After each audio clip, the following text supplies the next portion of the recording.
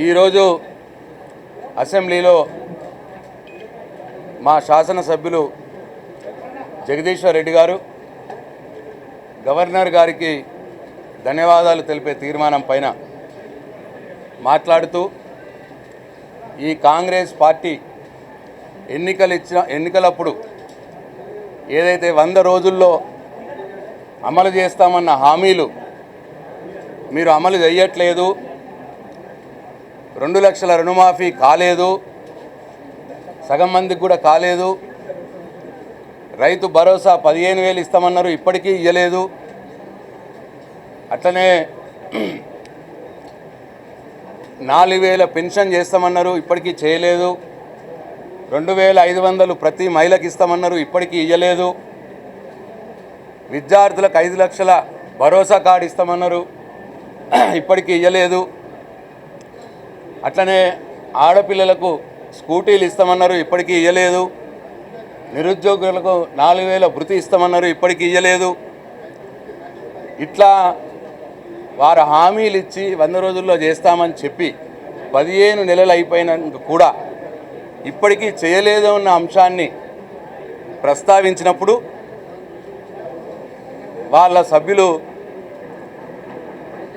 Chief whip గారు అట్లాగే కోమటిరెడ్డి వెంకటరెడ్డి గారు మధ్యలో ఇంటర్వ్యూన్ అయ్యి జగదీశ్వర్ రెడ్డి గారిని ఈ ప్రభుత్వాన్ని హామీల మీద ప్రశ్నించనీయకుండా అడ్డుకున్న సందర్భంలో జగదీశ్వర్ రెడ్డి గారు అన్న మాటలు, అయ్యా స్పీకర్ గారు, ఈ సభ మనందరిది, ఈ సభలో ఉన్న సభ్యులందరికీ సమాన హక్కులు ఉండాలి, అవకాశాలు ఉండాలి, మా సభ్యులందరి తరఫున మీరు ఆ చైర్లో ఉన్నారు, మీరు ఈ సభ ఈ కాంగ్రెస్ వాళ్ళ సభనే కాదు అన్న విషయం మాట్లాడడం జరిగింది.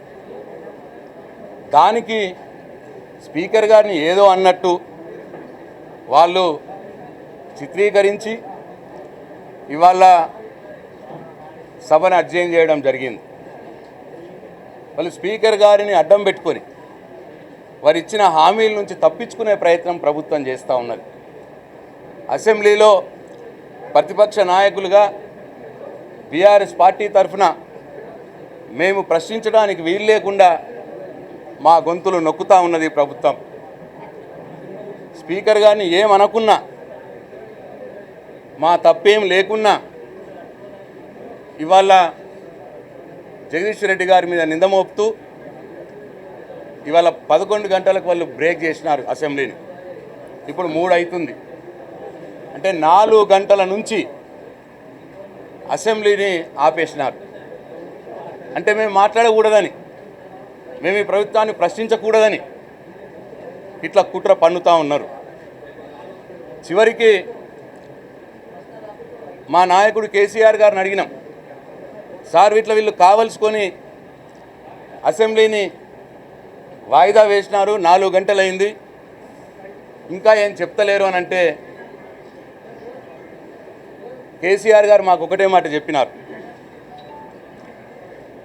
ఒకవేళ మీరు ఏమనుకున్నా సరే, మీ పైన తప్పు లేకున్నా సరే, వారు స్పీకర్ గారిని అడ్డం పెట్టుకుంటున్నారు కాబట్టి మీరే హుందాగా, ఒకవేళ మేమేమి తప్పు మాట్లాడకున్నా, ఒకవేళ స్పీకర్ గారు అలా భావిస్తే స్పీకర్ గారికి విచారం వ్యక్తం చేసి మీరు సభ నడిపే విధంగా చూడండి, ప్రజా సమస్యలు వచ్చే విధంగా చూడండి, ప్రజా సమస్యలపై ఈ ప్రభుత్వాన్ని నిలదీసి ప్రజలకు వారిచ్చిన హామీలు అమలయ్యే విధంగా చూడండి, మీరు ఒక అడుగు వెనక్కేసినా సరే, మీరేం తప్పు చేయకున్నా స్పీకర్ గారికి మీరు క్షమాపణ చెప్పినా సరే సభను నడిపే విధంగా చూడండి అన్న మాట మాకు చెప్పినారు. ఈ సందర్భంగా ఒకటి గుర్తు చేసుకున్నాం. ఒకనాడు కాంగ్రెస్ సభ్యురాలు డీకే అరుణ గారు వారు ఆమెనేదో అన్నారని చెప్పి వారు బాధపడితే ఆ రోజు ముఖ్యమంత్రిగా ఉన్నటువంటి కేసీఆర్ గారు మంత్రి గారు అనేటువంటి కేటీఆర్ గారిని కేసీఆర్ గారే డీకే అరుణ గారికి క్షమాపణ చెప్పించినారు.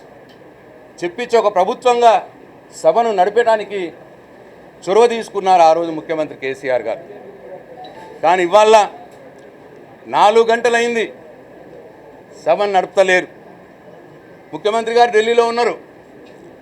వారి ఆదేశాల ప్రకారం మరి ఏం చెప్తే అది చేయటానికి మరి ఇక్కడ ఉన్నారా వీళ్ళు? సభ నడవకూడదా? ప్రజా సమస్యలు ప్రస్తావించకూడదా ఈ సభలో? మరి మేమందరం కలిసి కేటీఆర్ గారు, హరీష్ రావు గారు, మేము మొత్తం మా శాసనసభ పక్షం మొత్తం కేసీఆర్ గారు మాకు సూచించిన విధంగా ఇప్పుడే స్పీకర్ గారి దగ్గరికి, ఎల్ఏ మినిస్టర్ గారి దగ్గరికి వెళ్ళడం జరిగింది. మేము వాళ్ళకి చెప్పినాం, అయ్యా మా జగదీష్ రెడ్డి గారు ఏమీ అనలేదు, ఏమీ తప్పు మాట్లాడలేదు, స్పీకర్ గారిని ఉద్దేశించి ఎటువంటి అగౌరవంగా మాట్లాడలేదు. ఒకవేళ మీరు మాట్లాడిండో అని మీరు భావిస్తే మీరు ఇక్కడ ప్లే చేయండి. అఖిలపక్ష నాయకుల్ని, ఫ్లో లీడర్స్ అందరినీ పిలిచి జగదీష్ రెడ్డి గారు ఏం మాట్లాడిండో మీరు ఇక్కడ స్క్రీన్ మీద ప్లే చేయండి మీ ఆఫీస్లో.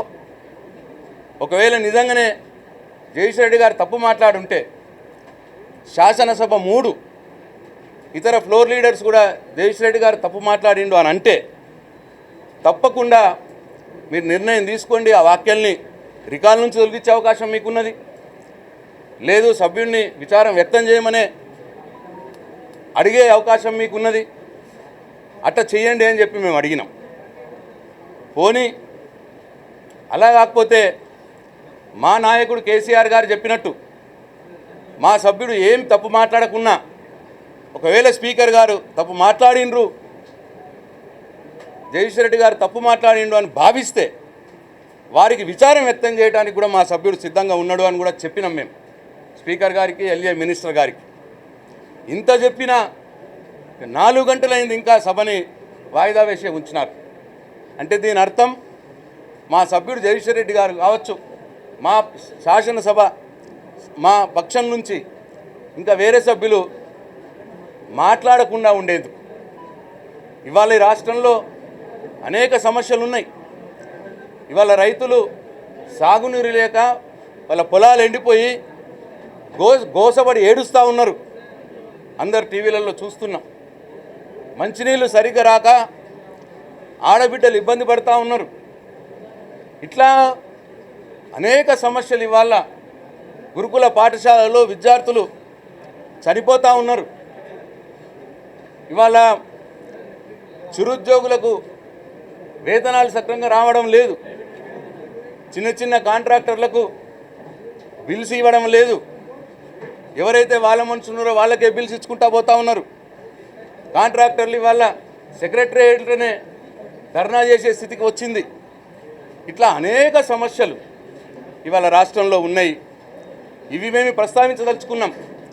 మేము అసెంబ్లీలో వీటి గురించి ప్రభుత్వాన్ని అడగదలుచుకున్నాం. తద్వారా ఆయా వర్గాలకు న్యాయం జరిగే విధంగా ఈ ప్రభుత్వం మీద ఒత్తిడి చేయదలుచుకున్నాం. ఇవాళ ప్రజల పక్షాన పోరాడే అవకాశం, ఆ బాధ్యత మా మీద ఉన్నది. కాబట్టి మేము తప్పకుండా అసెంబ్లీలో ప్రజా సమస్యలను లేవదీసి ప్రజల పక్షాన పోరాటానికి మేము సిద్ధంగా ఉన్నాం. మరి ఇవాళ మేము అడగకూడదు అని, వాళ్ళని ఎక్కడనో ఇబ్బంది అవుతుందేమో అని, ప్రభుత్వానికి జవాబు లేక, ఈ ప్రజా సమస్యల పరిష్కారం దిశగా వాళ్ళకి ఆలోచన లేక, వాళ్ళకి ఎక్కడ ఇబ్బంది అవుతుందో అని చెప్పి ఇవాళ అసెంబ్లీలో మా గొంతు నొక్కే కుట్రలో భాగంగానే ఇవాళ అనవసరంగా ఒక వివాదంని బయటకు తీసుకొచ్చి ఏమీ లేకున్నా ఉన్నది అన్నట్టు చిత్రీకరించి ఇవాళ 4 గంటల పాటు ఇవాళ అసెంబ్లీని వాయిదా వేసినారు. కాబట్టి దీన్ని మేము తీవ్రంగా ఖండిస్తూ ఉన్నాం. తప్పకుండా మీరు అసెంబ్లీలో మా గొంతు నొక్కితే ప్రజాక్షేత్రంలో మేము మిమ్మల్ని నిలదీస్తాం. ప్రజా సమస్యల పట్ల పోరాడతాం. ప్రజల వైపున ఉంటాం, రైతుల వైపున ఉంటాం, మా ఆడబిడ్డల వైపున ఉంటాం. తప్పకుండా మేము పోరాటం చేస్తాం. నేను ఈ సందర్భంగా ఇప్పటికైనా ఈ ప్రభుత్వాన్ని నేను డిమాండ్ చేస్తూ ఉన్నా, వీడియో స్క్రీన్ మీద చూపియండి మా జగదీష్ రెడ్డి గారు ఏమన్నారో. మొత్తం అఖిలపక్షం ఆల్ ఫ్లోర్ లీడర్స్ని పిలవండి మీ ఆఫీస్లోకి. మీ ఆఫీస్లోనే చూపించండి, ప్లే చేయండి. ఒకవేళ జగదీశ్వర్ రెడ్డి గారు ఏదైనా తప్పు మాట్లాడుంటే అవిటని రికార్డుల నుంచి తొలగియండి. లేదు మా సభ్యుడిని ఆదేశించండి మీరు విచారం వ్యక్తం చేయమని, మేము రెడీగా ఉన్నాం. లేదు మా నాయకుడు కేసీఆర్ గారు చెప్పినట్టు మేమేం తప్పు మాట్లాడకున్నా, ఒకవేళ స్పీకర్ గారు తప్పు మాట్లాడినామని భావిస్తే మేము విచారం వ్యక్తం చేయడానికి సిద్ధంగా ఉన్నాం సభలో. దయచేసి సభను మొదలుపెట్టండి. మా సభ్యుడికి జగదీశ్వర్ రెడ్డి గారికి మళ్ళీ అవకాశం ఇవ్వండి. ప్రజల పక్షాన సమస్యలు ప్రస్తావించడానికి ఒక ప్రతిపక్ష సభ్యులుగా మేము సిద్ధంగా ఉన్నాం. మాకు అవకాశం ఇవ్వాలా, మా గొంతు నొక్కద్దు అని చెప్పి నేను మరొకసారి ఈ ప్రభుత్వాన్ని నేను డిమాండ్ చేస్తూ ఉన్నాను. జై తెలంగాణ.